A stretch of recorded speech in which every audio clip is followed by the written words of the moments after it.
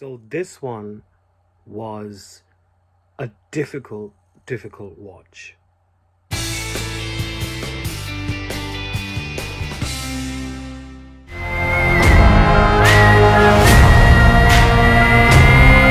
Sandeep Reddy Vanga's Animal is essentially a dysfunctional, fractured father and son story. Ranbir Kapoor, in his best performance yet, plays the son of a very top industrialist who is played by Anil Kapoor.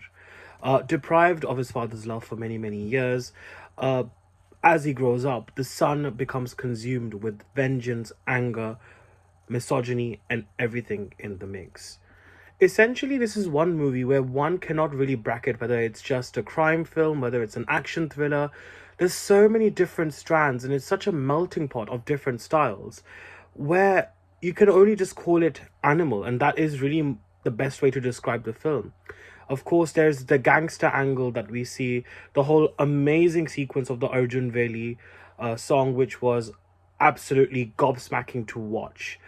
Then you, of course, have the very sentimental family drama aspect, which really tugs on the heartstrings. Sandeep really amalgamates so many different styles, I feel, as a storyteller, is that he allows the time, he has the luxury of time to really expand on how chaotic Ranbir Kapoor's character is. Now, I'm not going to delve too much into the whole morality aspect of the film because honestly, that just warrants a separate video. But what I can say that this film definitely is triggering on many levels. I mean, just watching it, I was feeling so sick to my stomach just seeing what was unfolding on the screen, whether it's the misogyny, whether it's uh, the abuse references, anything to do with atrocities of women. It was very dark to sit through, but yet it is packed with such visual arresting storytelling. Color schemes here were beautiful. If you notice, there will be a lot of golds and reds. In particular, the reds are pretty much constant throughout the films. You'll always see some kind of a red in the frame. I think that is always to highlight and symbolize that there is always an impending danger. And also the whole juxtaposition of the gold and the red together kind of showcases the whole dichotomy of Ranbir Kapoor's character's life, where he is this rich man, comes from a very affluent family, but yet he is consumed by so much rage, anger, and trauma, essentially. It does, however, get a little tiresome towards the second half, where we just kind of wanted to just hurry up the storyline and see what happens next, because I feel like there was so much build up and development already.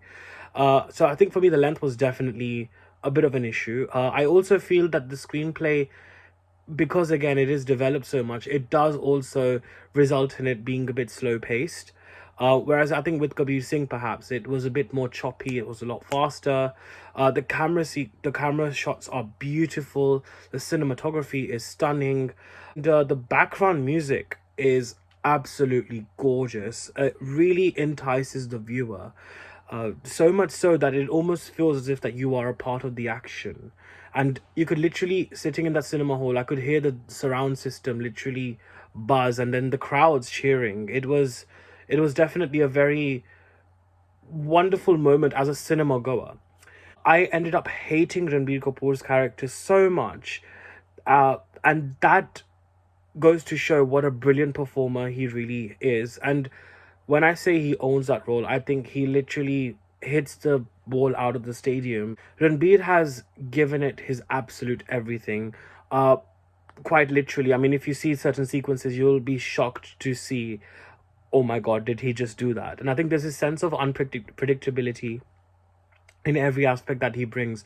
You can see him being slightly soft and very vulnerable at some places, but then the next minute you'll see him endorsing in the complete gore fest that unfolds for the next 3.5 hours. I mean, the man is a sheer genius and he's brilliant as an actor.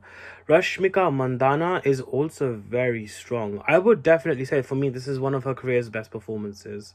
I mean, the way she really plays Gitanjali, a very broken character in many ways, but then also someone who has clearly loved this man but then has never really got love in that sense return, or loyalty in return. And I think that seeing that whole trajectory was very beautiful. Her eyes are very expressive, and I think she did a very good job. Tripti Dimri appears in a very small role but a very effective one nonetheless. She really, again, has a very pristine presence on screen, where again there's always a sense of unpredictability to her. If you watch Bulbul, if you watch Kala, there's always a sense of her playing a very gorgeous, beautiful person, but then also someone who has very dark sides and has gone through a dark past per se. And I think this is quite wonderful to see her really make a sort of her own way in this industry with that sort of a characteristic and personality trait in the characters she's done.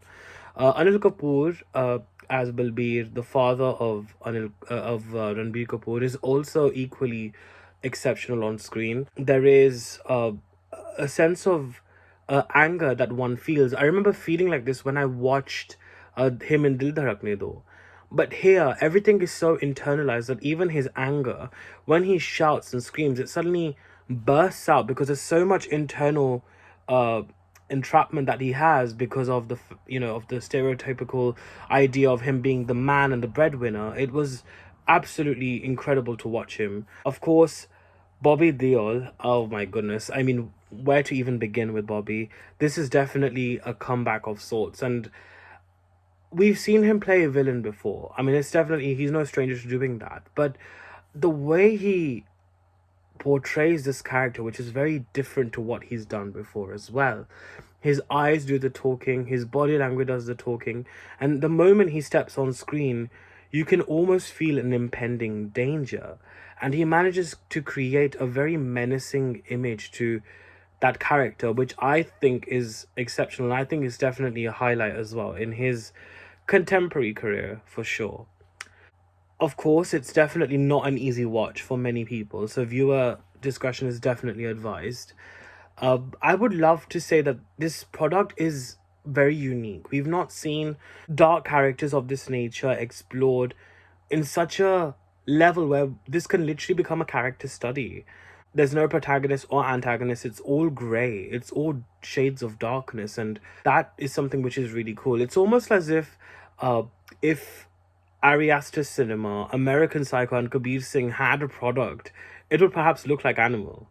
Of course, it is also important to emphasize that this is just a work of fiction.